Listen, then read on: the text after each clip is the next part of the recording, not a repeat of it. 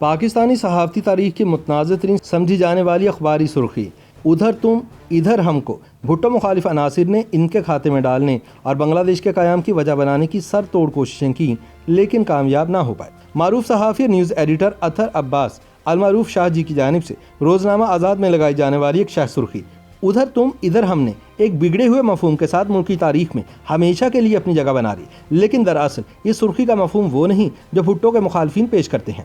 پورا سچ یہ ہے کہ سن 1970 کے عام انتخابات کے بعد حکومت سازی اور نیا آئین تیار کرنے کے حوالے سے پیپلز پارٹی کے سربراہ ذوالفقار علی بھٹو نے مشرقی پاکستان کی عوامی تحریک کے قائد شیخ مجیب الرحمان کو مخاطب کرتے ہوئے کہا تھا کہ اگر تمہاری مشرقی پاکستان میں اکثریت ہے تو ہماری مغربی پاکستان میں اکثریت ہے، لیکن اگلا آئین پورے پاکستان کا بننا ہے، لہٰذا آئین سازی کے معاملے میں دونوں بڑی جماعتوں کا متفق ہونا ضروری ہے۔ انہوں نے مجیب الرحمان کو یہ بھی کہا کہ آپ کے 6 نکات میں صوبوں کو الگ الگ ملیشیا بنانے کے مطالبے پر ہمیں اعتراض ہے، لہٰذا اسے فوری واپس لیا جائے۔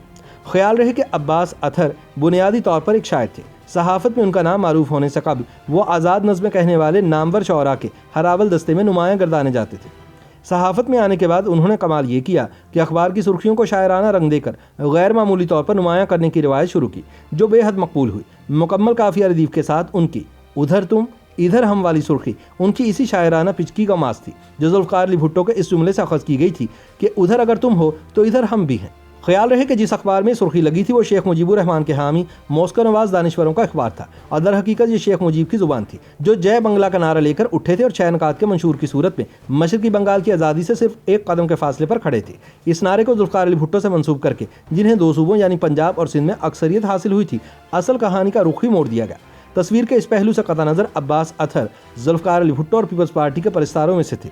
وہ بھلا ایک الٹے مطلب کی سرخی کیوں لگاتے؟ وہ تو بھٹو کی کتاب اگر مجھے قتل کیا گیا خفیہ طور پر چھاپنے کی پاداش میں جیل بھی گئے، جہاں انہیں تیسرے درجے کے ملزمان کے ساتھ رکھا گیا۔ اس کے بعد انہوں نے ملک بدری بھی بھگتی۔ ناقدین کہتے ہیں کہ ادھر تم ادھر ہم کی شاہ سرخی کبھی اس پیرائے میں بھی بھٹو پر یوں چسپاں ہوگی، ایسا کسی نے کبھی سوچا بھی نہیں تھا۔ مشرقی پاکستان کی علیحدگی کے حوالے سے اس شاعرانہ اور متنازع سرخی کے خالق عباس اطہر مسلسل یہ گواہی دیتے ہوئے اس دنیا سے رخصت ہو گئے کہ اس سرخی سے ان کا وہ مطلب ہرگز نہیں تھا جو یار لوگوں نے اپنے سیاسی فائدے کے لیے اخذ کر لیا، لیکن شاہ جی کی پکار کسی نے نہ سنی۔ دراصل تب ذوالفقار علی بھٹو کے مخالفین کی پروپیگنڈا مشینری اس قدر طاقتور تھی کہ وہ جملہ لے اڑی اور اس کی آڑ میں مشرقی پاکستان کے المیہ کی ذمہ داری بھٹو کے کاندھوں پر ڈالنے کی کوشش کی۔ انہی لوگوں نے دوسرے مرحلے میں بھٹو کو ایک جھوٹے مقدمہ قتل میں ملوث کر کے نہ صرف سیاست بلکہ دنیا سے بھی چلتا کیا۔ تاہم یہ اور بات ہے کہ اپنی موت کے کئی اشروں بعد بھی بھٹو اب تک زندہ ہیں اور شہید کہلاتے ہیں۔ ناقدین کہتے ہیں کہ تب کی طاقتور ترین فوجی اسٹیبلشمنٹ کے مقابلے میں بھٹو کی سیاسی حیثیت بالکل معمولی تھی، اور پاکستان دو لخت کرنے کی بنیادی وجہ مشرقی پاکستان کے بنگالی عوام کے خلاف فوج کا خونی آپریشن بنا۔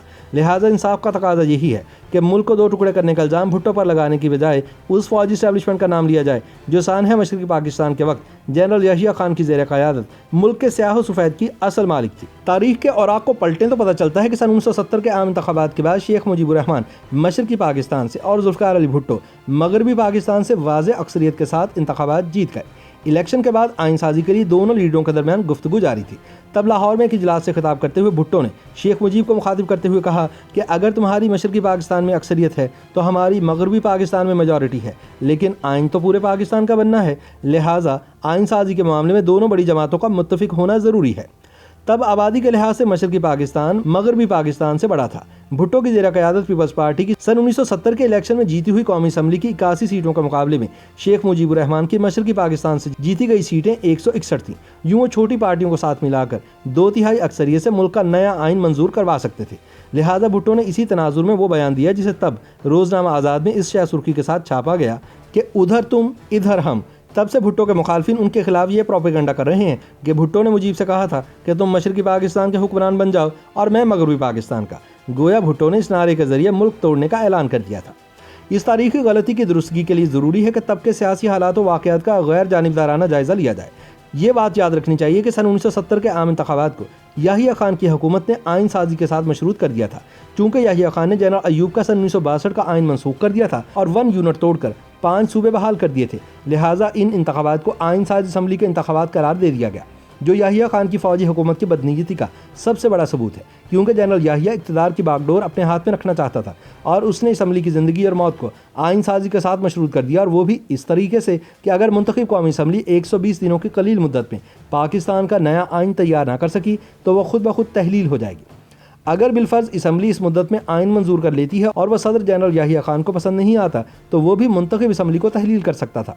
नाक़दीन कहते हैं कि पहली बात ये कि असम्बली को इतनी कलील मुद्दत में आइन साजी का पाबंद बनाना इंतकाल इक़्तिदार के लिए सबसे बड़ी रुकावट बना दिया गया। दूसरी बात ये कि अवाम के मुंतखब नुमाइंदों को बनाए हुए आइन को एक गासिब फौजी हुक्मरान की रजामंदी के साथ मशरूत कर दिया गया। ये सन 1970 के इंतखाबात में सबसे बड़ी धांधली थी, क्योंकि जनरल याहिया खान को इसकी एजेंसियों ने बावर करवा दिया था कि दोनों हिस्सों में कोई पार्टी वाहिद अक्सरियती पार्टी बनकर नहीं उभरेगी। उसे बताया गया था कि इलेक्शन में मशरकी पाकिस्तान में शेख मुजीब को 50 से 52% और मगरबी पाकिस्तान में जुल्फ़िकार अली भुट्टो को 20 से 25% नशिस्तें मिलेंगी। इन हालात में सियासी जमातें 120 दिन की कलील मुद्दत में नया आइन नहीं बना पाएंगी और यूं जनरल याहिया बदस्तूर इक़्तिदार पर काबिज रहेगा। लेकिन सन 1970 के इंतखाबात के नताइज ने जनरल याहिया खान की उम्मीदों पर पानी फेर दिया। अब चूंकि शेख मुजीबुर रहमान मशरकी पाकिस्तान से तकरीबन तमाम सीटें जीतकर अक्सरियती लीडर की हैसियत से सामने आ गए थे, लिहाजा जमहूरी उसूलों के मुताबिक हुकूमत उनके हवाले कर देनी चाहिए थी और ये उनका हक भी था। उन्होंने मशरकी पाकिस्तान में ये इंतखाबात 6 नुकात की बुनियाद पर जीते थे, जबकि 6 नुकात की बुनियाद पर मगरबी पाकिस्तान से उनका एक भी नुमाइंदा कामयाब नहीं हुआ था और वहाँ भुट्टो की पीपल्स पार्टी ने क्लीन स्वीप किया था। चूंकि असम्बली को जिंदा रहने के लिए 120 दिनों के अंदर आइन साजी करना थी, लिहाजा दोनों बड़ी पार्टियों ने असम्बली के इजलास से पहले आइन के बुनियादी खतोखाल तय करने के लिए आपस में मीटिंग शुरू कर दी। भुट्टो चाहते थे कि मुजीबुर रहमान सूबों के अलहदा दिफा के मुतालबे पर नजरसानी करे, वरना हर सूबे को अपने दिफा के लिए पैरामिलिट्री फोर्सेज और मलेशिया बनाने की इजाज़त देना गोया 5 पाकिस्तान बनाने के मुतरादिफ होगा। उन्होंने उधर तुम इधर हम वाली बात इसी तनाजुर में कही। भुट्टो का कहना था कि हमने आपके 5.5 नुकात मान लिए हैं, इसलिए आप सूबों के अलहदा मलेशिया बनाने के मुतालबे में नरमी पैदा करें, क्योंकि आइन पूरे मुल्क का बनना है। भुट्टो ने मुजीब से कहा था कि अगर आप मशरकी पाकिस्तान में अक्सरियती पार्टी हैं तो मगरबी पाकिस्तान में हमारी अक्सरियत है, और यही उधर तुम इधर हम की हकीकत है, जिसे आज भी गलत तौर पर भुट्टो के खिलाफ दलील के तौर पर पेश किया जाता है। YouTube पर गूगली न्यूज देखने के लिए youtube.com की सर्च बार में गूगली न्यूज टीवी टाइप करें। गूगली न्यूज के पेज पर सुर्ख रंग के सब्सक्रिप्शन वाले बटन पर क्लिक करना ना भूलिए। YouTube पेज पर अपलोड होने वाली वीडियोस से बाखबर रहने के लिए बेल आइकन पर क्लिक कीजिए। आपको हर नई वीडियो के बारे में नोटिफिकेशन मौसूल हो जाएगा।